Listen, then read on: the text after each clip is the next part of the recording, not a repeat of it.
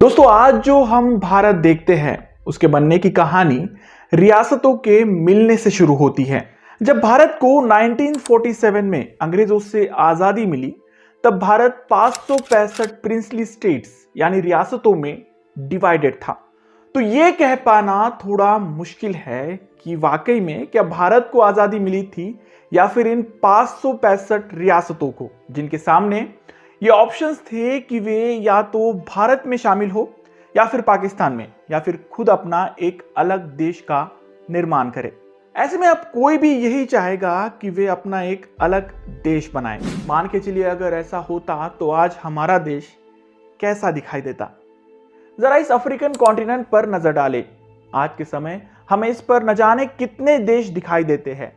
भारत का भी शायद यही हाल हो सकता था अगर उस वक्त सरदार वल्लभ भाई पटेल भारत के होम मिनिस्टर ना होते। वे पटेल ही थे जिन्होंने कुछ को प्यार दिखाकर और कुछ को शक्ति दिखाकर इन सभी रियासतों को भारत में शामिल किया। मगर क्या आप जानते हैं कि आजादी के 28 साल बाद सिक्किम, जो आज भारत का एक इंडिपेंडेंट स्टेट है, एक जमाने में एक स्वतंत्र देश हुआ करता था। जी हाँ, आफ्टर द इंडिपेंडेंस पटेल ये चाहते थे कि सिक्किम की रियासत भी भारत का हिस्सा बन जाए, जिसकी वजह है इसका जियोग्राफिकल एडवांटेज। सिक्किम एक पहाड़ी वाला इलाका है जिससे भारत चाइना की मूवमेंट पर नजर रख सकता था। आगे चलकर चीन नाम का ये खतरा शायद सरदार वल्लभ भाई पटेल ने पहले ही भांप लिया था, मगर हिंदी चीनी भाई भाई का एजेंडा हाथ में लिए बैठे पंडित जवाहरलाल नेहरू को ये कतई मंजूर नहीं था। यही वजह है कि आजादी के बाद भी सिक्किम भारत में शामिल नहीं हुआ बल्कि एक अलग मुल्क बना। लेकिन प्रेजेंटली अगर देखा जाए तो सिक्किम भारत का 22वां स्टेट है। तो आखिर क्या है इसके पीछे की कहानी, कैसे हुई ये रियासत भारत में शामिल, जानेंगे आज के इस पर्टिकुलर वीडियो में। दोस्तों 16वीं सेंचुरी से सिक्किम की जमीन पर राज था नामग्याल राजवंश का। ये राजवंश हमेशा से नेपाल और चाइना की रियासतों के साथ कॉन्फ्लिक्ट में रहा। जब भारत में ब्रिटिश राज आया तब भी ये state as a princely state के रूप में ब्रिटिश हुकूमत के अधीन था।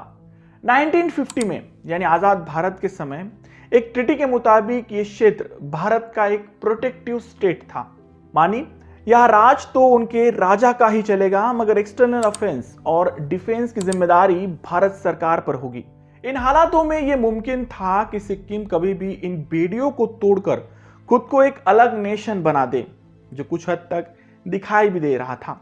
नेहरू के बाद आए दूसरे प्रधानमंत्री लाल बहादुर शास्त्री ने भी इसके बारे में कुछ ज्यादा ध्यान नहीं दिया। वही दूसरी ओर चीन का यह दावा था कि सिक्किम तिब्बत का एक हिस्सा है।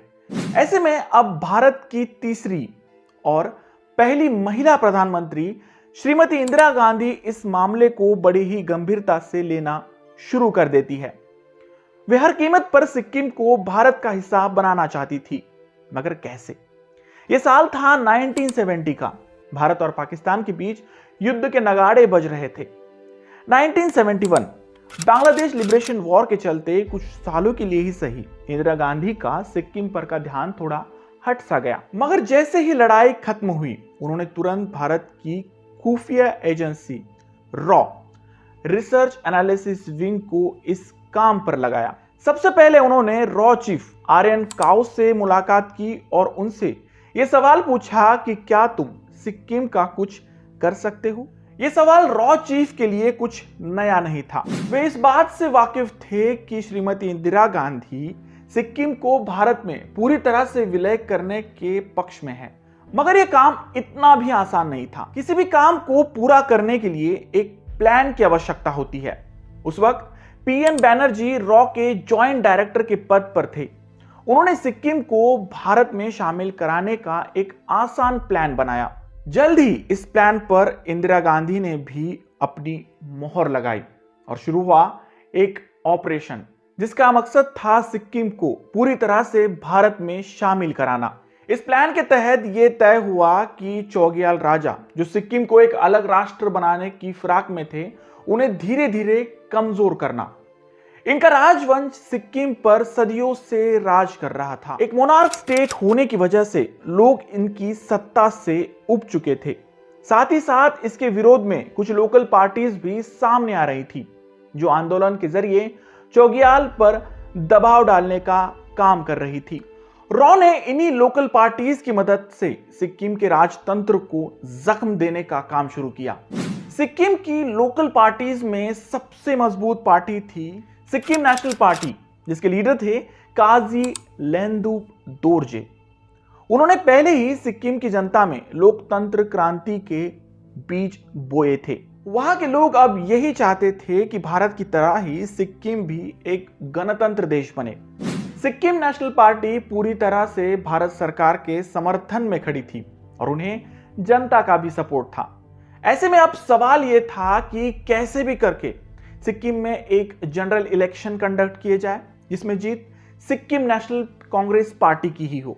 इस काम को करने के लिए भारत की ओर से 1973 में 2 ऑपरेशंस को कंडक्ट किया गया, जिनके नाम थे ऑपरेशन जनमत और ऑपरेशन ट्विलाइट। मगर दूसरी ओर चौगियाल के राजा भी कहाँ चुप बैठने वाले थे। उन्होंने अपने देश को एक आजाद राष्ट्र बनाने के लिए अमेरिका की मदद लेने का फैसला लिया। कुछ महीनों बाद रॉ के एजेंट्स द्वारा यह खबर सामने आई कि उन्होंने सिक्किम में CIA के एजेंट्स को देखा है। CIA का मतलब है सेंट्रल इंटेलिजेंस एजेंसी, जो कि अमेरिका की खुफिया एजेंसी है। ऐसे में यह जरूरी हो गया कि रॉ जल्द से जल्द सिक्किम में ऑपरेशन जनमत और ऑपरेशन ट्विलाइट जल्द से जल्द इंप्लीमेंट करें। मगर कैसे? यह दिन था 4 अप्रैल 1973 का। इस दिन चौगियाल के राजा का जन्मदिन था। इस 50वें जन्मदिन के उपलक्ष्य पर वहां के राजभवन में जश्न का माहौल था। लोगों ने इस दिन को टारगेट करते हुए अपने आंदोलन में और भी तेजी लाई। हद तो तब हुई जब चौगियाल के बेटे यानी राजकुमार तेजिंग राजभवन के रूट से कहीं जा रहे थे, मगर लोगों ने उनका रास्ता रोका और उन्हें आगे नहीं बढ़ने दिया। जाहिर सी बात थी कि जनता राजकुमार का रास्ता रोककर अपना आक्रोश और भी स्पष्ट करना चाहती थी।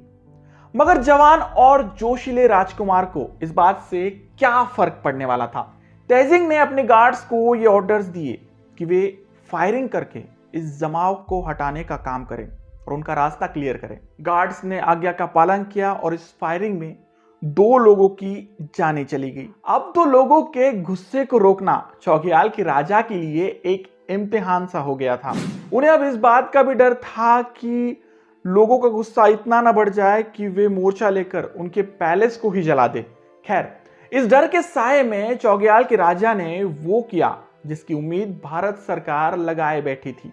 राजा जी ने तुरंत फोन घुमाया दिल्ली और इंदिरा गांधी जी से यह दरख्वास्त की कि वे जल्द से जल्द उन्हें इस संकट से आजादी दिलाए। लिहाजा भारत और सिक्किम के बीच एक समझौता हुआ, जिसके मुताबिक भारत ने सिक्किम के एडमिनिस्ट्रेशन पर पूरी तरह से कंट्रोल पा लिया। वही सिक्किम पुलिस को इंडियन डिफेंस फोर्सेस के अंडर रहकर काम करना था। जब बात भारत के पक्ष में आई, तब सिक्किम नेशनल कांग्रेस ने भी अपना आंदोलन वापस ले लिया।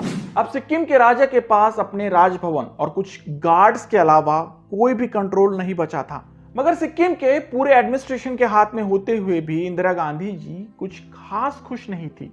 जैसे कि मैंने पहले ही बताया कि इंदिरा गांधी सिक्किम पर पूरा कंट्रोल चाहती थी। उनके मुताबिक सिक्किम में ना कोई राजा होना चाहिए, ना कोई राज परिवार, फिर चाहे वो शक्तिहीन ही क्यों ना हो। इंदिरा जी किसी भी सूरत में राजभवन और वहां मौजूद गार्ड्स पर भी कंट्रोल पाना चाहती थी। ऐसे में अब बारी थी एक आखिरी दाव की, और वो था सिक्किम में आम चुनाव कराना। 1974 में हुए इस चुनाव में हुआ वही जो भारत सरकार चाहती थी। इस चुनाव में काजी की नेशनल कांग्रेस पार्टी को भारी बहुमत मिला। अब सिक्किम के राजा चौगियाल को यह लगने लगा कि वे धीरे धीरे अपनी शान को खोते जा रहे हैं। उन्होंने इस मुद्दे को इंटरनेशनल मुद्दा बनाने की कोशिश की, मगर इससे पहले कुछ हो पाता, काजी की गवर्नमेंट ने 1974 में government of Sikkim act Bharat की पार्लियामेंट में पेश किया। यह एक्ट एक प्रवेश द्वार था सिक्किम को भारत में शामिल कराने का। इंदिरा गांधी ने तुरंत इस एक्ट को सदन में पारित किया और एक एसोसिएट स्टेट के रूप में सिक्किम को भारत में मिला लिया। मगर यह अभी भी एक एसोसिएट स्टेट था। ऐसे में इसे भारत का एक कंप्लीट स्टेट बनाने के लिए वहां की जनता का रेफरेंडम जरूरी था, और यह तभी हो सकता था जब वहां का राजभवन भारत सरकार के कंट्रोल में हो। काजी के बुलावे पर इंडियन आर्म फोर्सेस की एक टुकड़ी ने सिक्किम के राजभवन पर धावा बोला। वहां मौजूद गार्ड्स अभी भी राजा के वफादार थे, मगर भारत की एक विशाल आर्म बटालियन के सामने उन्हें भी हथियार डालने पड़े। गार्ड्स के सरेंडर के बाद सिक्किम में भारत सरकार द्वारा एक रेफरेंडम कंडक्ट किया गया, जहां 97% वोट भारत में शामिल होने के पक्ष में गिरे। अब यह साफ था कि सिक्किम की जनता भारत में विलय होना चाहती थी। फिर क्या था?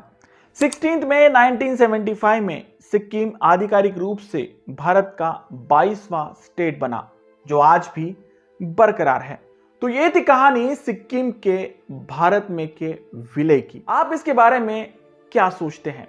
इंदिरा गांधी जी ने जो किया वो एक मास्टर स्ट्रोक था या फिर इसकी कोई जरूरत नहीं थी?